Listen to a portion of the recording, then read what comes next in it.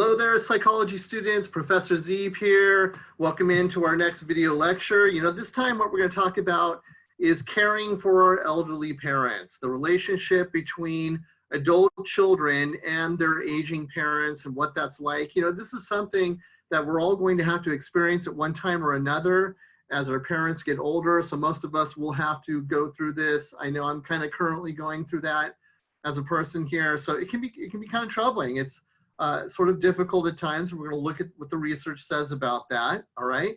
So it turns out that about 80% of older adults have children, and most of them will probably be middle-aged. In other words, they have children that are still living. Most likely they're older, they're middle-aged in nature. And also we have found that these adult children serve a lot of important purposes for these elderly people, including providing a social network or encouraging that. So in other words, adult children seem to be really important to the social networking of the aging parent. For example, they may help them keep in contact with family members or with their friends, or encourage them to do social events. That's the kind of stuff we're talking about, is that it turns out the adult children are the ones that are often involved in that. All right, so let's go to our slides here and we'll take a look at this concept.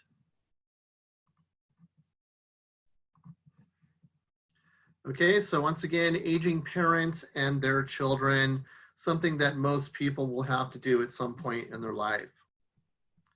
All right, so let's look at caring for elderly parents and what the research actually says about this. It turns out that it's the adult daughters that are more likely to be involved in this compared to sons when we look at the research, okay? What the studies are basically showing at this point is that adult daughters are 3 times more likely than sons to give assistance with daily living activities with that elderly parent. So 3 times more likely to do that. In other words, the daughters are really stepping up here and taking care of business. Now, what's interesting, when we ask the elderly, who do you want to take care of you when you get older? What do you sort of envision that being like? Most of them name their oldest son as the primary caretaker. So, it's almost like they want that or they envision that. But when we look at the reality of it, it's usually the daughter. A lot of studies are showing that it's usually the daughter who lives closest, who has the fewest demands in their life that are able to do that. But in reality, the way you look at it is that the daughters are the ones that are most likely providing the care for the elderly parent. Caring for an elderly parent requires a lot of things, which can be very burdening and taxing at times. So this could include coordinating things and monitoring services. Let's look at some different areas. This could involve medical services. So whether it's setting up doctor's appointments, driving them to those appointments, helping them manage their medication, being an advocate when they're working with doctors and nurses, for example. In other words, the adult children often are stepping up in that sort of realm and helping the parent, especially if they're disabled or they really can't do that at this point, depending on the situation. Adult children also help to arrange public assistance and possibly nursing homes. So maybe they're the ones that are doing the research, finding the best nursing home, coordinating how that's going to work when they eventually do go, monitoring the nursing home to make sure it's a good facility and that kind of thing. So adult children often do that for their aging parents. It could even be things like bathing, eating, and dressing, especially with very severe type scenarios. But it could also be like shopping. So maybe the kids, when I'm saying kids, meaning the adult children, are actually shopping for their aging parents. Now, obviously, taken with the internet these days, that's gotten a lot easier where it literally could be delivered to your doorstep. So maybe they're the ones helping them set that up, assisting them and showing them how it works, and then they're fine from that point on.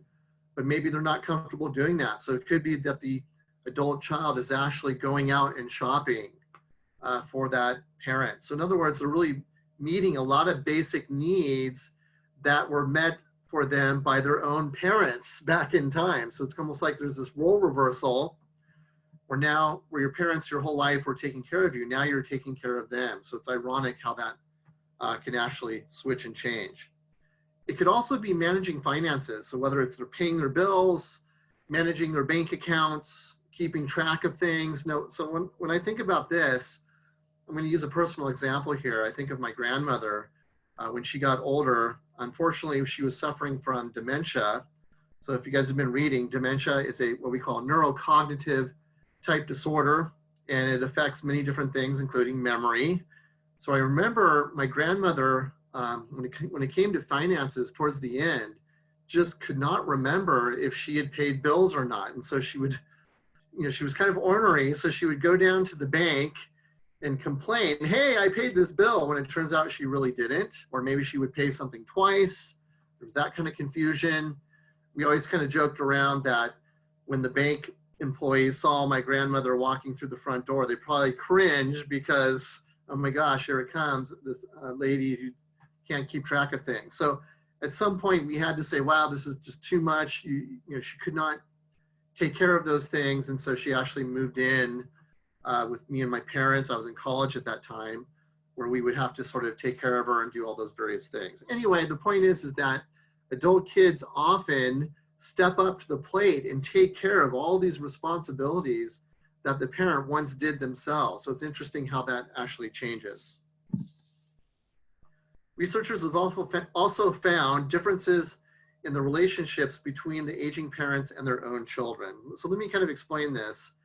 They've compared the relationships between the adult children and their aging parents and the adult children and their own kids, and they found some differences. They found that those relationships with their aging parents are often filled with ambivalence, meaning mixed feelings, almost like a bittersweet kind of thing. You have to imagine this is someone who took care of you, who raised you, probably one of the people you love the most in the entire world, and you're seeing them deteriorate and get worse and become old, which is a fact of life, obviously, but it's sort of difficult. It also gets to the point where it almost becomes a burden. It's almost like you're overburdened with that. In fact, middle-aged children report that relationships with their own children were more important than their own parents. So they found that when we compare the two, the middle-aged parents are saying, my kids are first, even though these are my parents and they're going through this, I'm going to take care of my kids first, and then the parents come second, possibly. So in other words, it's not that they don't love their elderly parents, but obviously for a lot of people, your kids come first, and I can understand that as a parent. So even though there's a lot of emotion going on, a lot of turmoil and just demanding issues that are arising, it's hard to kind of balance it all and juggle it all. So we've even found that caregivers of elderly parents, including those with Alzheimer's, obviously that's a very difficult situation to deal with because there's so much care involved, and it's basically a 24/7 job, that it can be associated with things like depression, unfortunately. So the research is showing how burdening this can become when the middle-aged children are taking care of their elderly parents at times. And unfortunately, as a parent ourselves, we have to take care of our kids and also find time to deal with family members and meet their needs as well. Anyway, it's sort of mixed feelings, and there's tension, and sometimes it creates problems, unfortunately. All right, so that will conclude our short lecture here on caring for elderly parents. Thank you for listening, and I appreciate all the feedback I've been getting. Remember, if you have any questions, you can always email me. This will conclude our lecture. Please move on to the next step in the class.